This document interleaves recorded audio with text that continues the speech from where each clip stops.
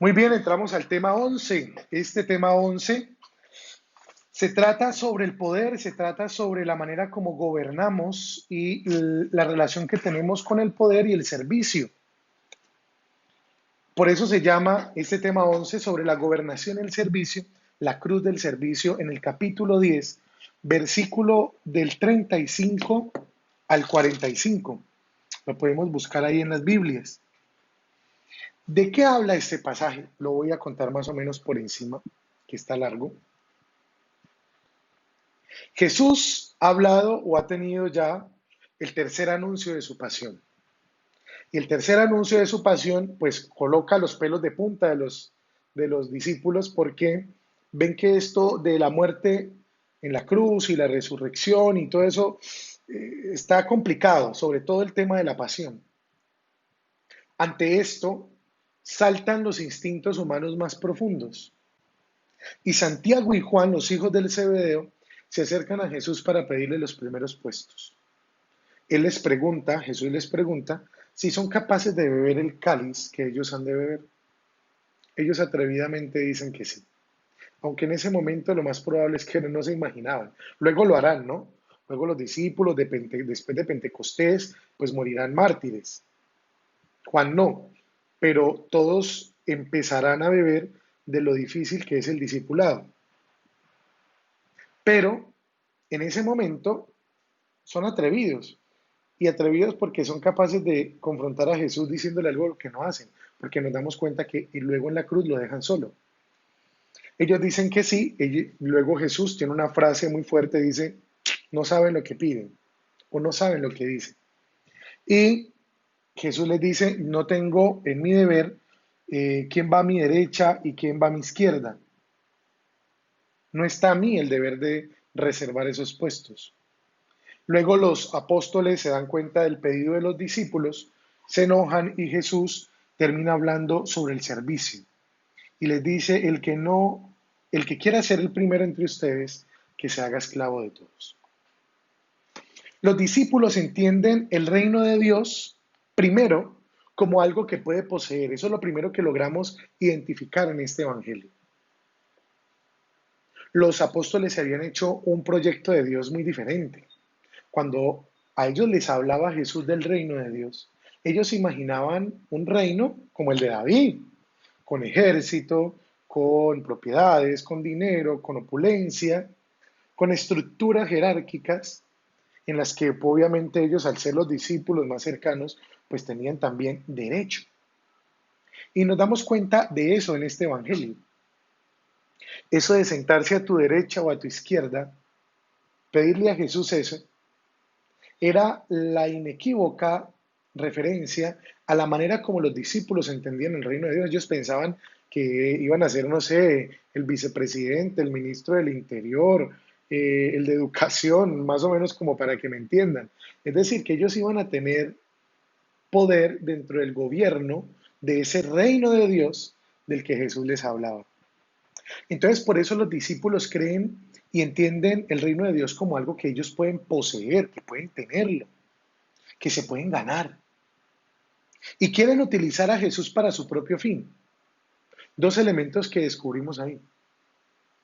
Quieren utilizar a Jesús como un parapeto para lograr sus propios beneficios, por encima incluso de sus compañeros, que incluso habían hecho un camino con ellos, pero también creen que es algo que se merece, que se posee, que se tiene, no algo que el Señor da, que es lo que hemos hablado anteriormente. Entonces, aquí descubrimos algo importante para el discipulado. Seguir a Jesús no es un privilegio, hermanos. Y hay veces que de pronto en nuestro servicio pastoral, donde sirvamos o donde nosotros estemos, en la parroquia, en un movimiento, en nuestro grupo parroquial, a veces creemos que estar ahí es un privilegio. La iglesia no es un privilegio, es un lugar donde todos cabemos. La iglesia y el llamado, el seguimiento de Jesús no es un privilegio, es una vocación, es un llamado de Dios, es misericordia. Yo no soy lo que soy porque sea muy bueno, hermanos.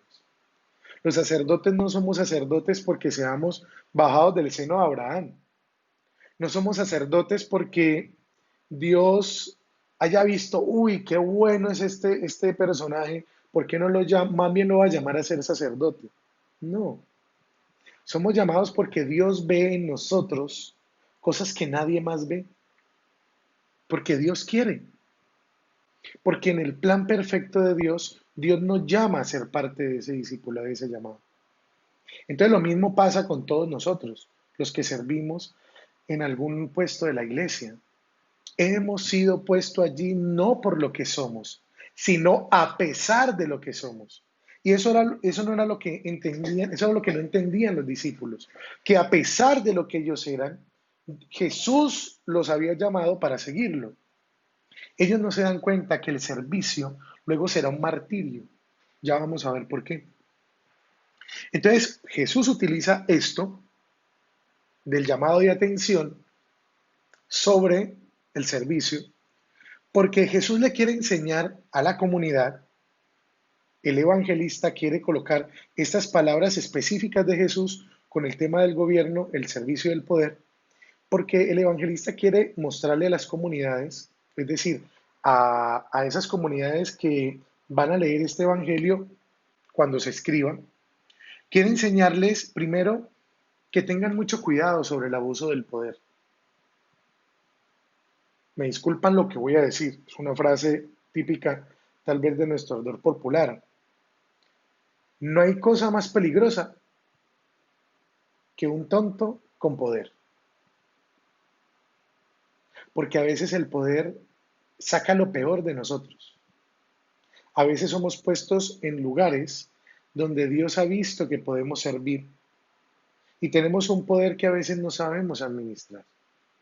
Y eso es un elemento que nos puede jugar en contra, nos puede hacer creer que somos privilegiados.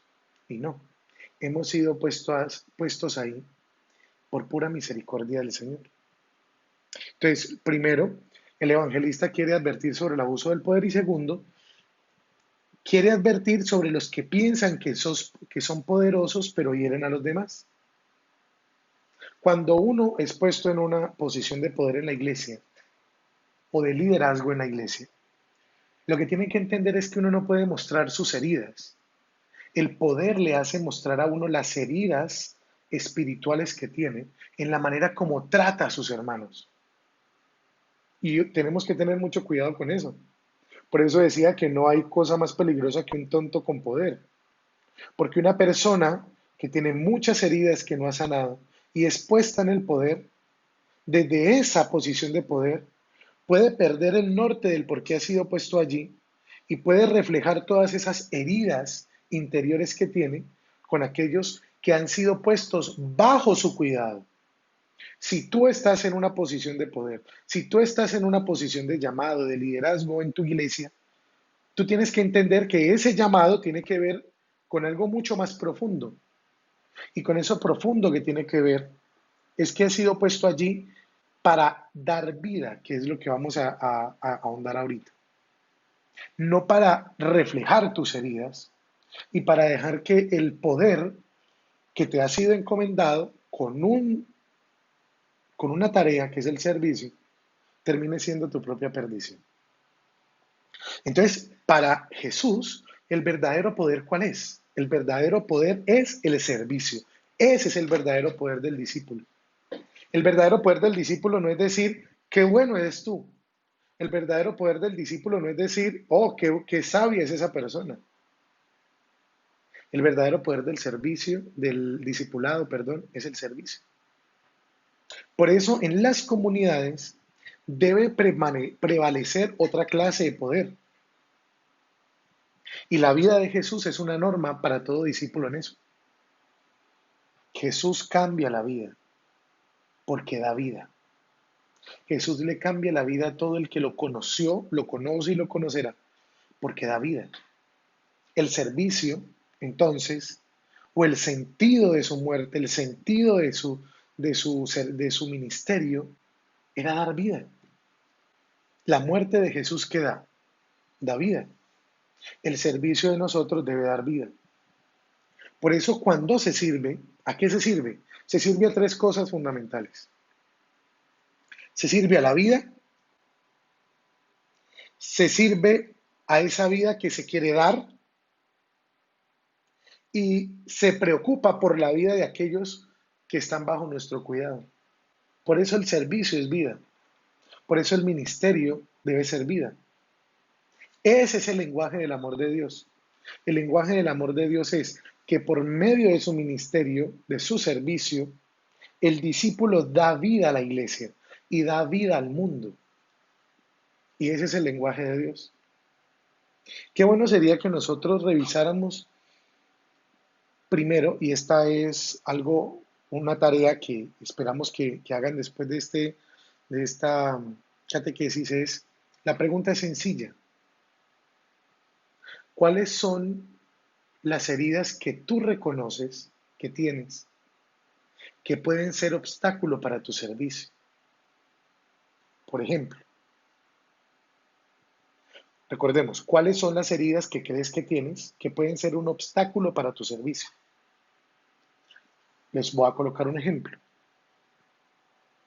De pronto en nuestra familia hemos sido despreciados, ninguneados. Algunos de pronto han vivido situaciones en las que fueron puestos a un lado, relegados en su familia, por X o Y circunstancia. Y esa herida, ahorita que de pronto tú estás en una situación de ministerio, de ejercer tu ministerio, tu servicio, de pronto te puede jugar en contra porque cuando alguien no haga lo que tú haces, entonces tú te aíslas y dejas de servir como tienes que servir porque como ese recuerdo de cómo fuiste ninguneado en tu familia, ahora te lo hacen en la parroquia, entonces haces que tú hables mal de esa persona que te hizo sentir lo que ya sentías en tu infancia, por ejemplo. Esas son heridas que uno tiene y que a veces le juegan a uno en contra en el servicio. U otra, doy otro ejemplo. De pronto has sido una persona muy bien formada, con muchos dones que Dios te ha regalado. Y la herida que tienes es que has sido colocado en un pedestal en tu vida, en muchos otros aspectos, incluso en el aspecto laboral, y eso genera una herida porque no has entendido que todo eso ha sido dado con un propósito mucho más grande que el de tu vanagloria. La vanagloria es una herida que uno se hace. La autosuficiencia es una herida que uno se hace. Y entonces cuando eres colocado en una situación de poder, entonces quieres mandar como mandas en tu trabajo, en la iglesia. Quieres pasar por encima y llegar al perfeccionismo de tu vida. Como eres perfeccionista, entonces si las cosas no salen bien, maltrata a la gente que trabaja contigo o sirve contigo en tu ministerio. Eso es una manera como nuestro ministerio a veces es apeado por nuestras heridas. Por eso, ojalá que nosotros, en la relación que tenemos con el poder que se nos ha dado, con el llamado que tenemos al discipulado, sea para dar servicio, sea para dar vida, y no sea para reafirmar lo que ya creemos que somos o lo que queremos ser y que tal vez no lo somos. Dios los bendiga.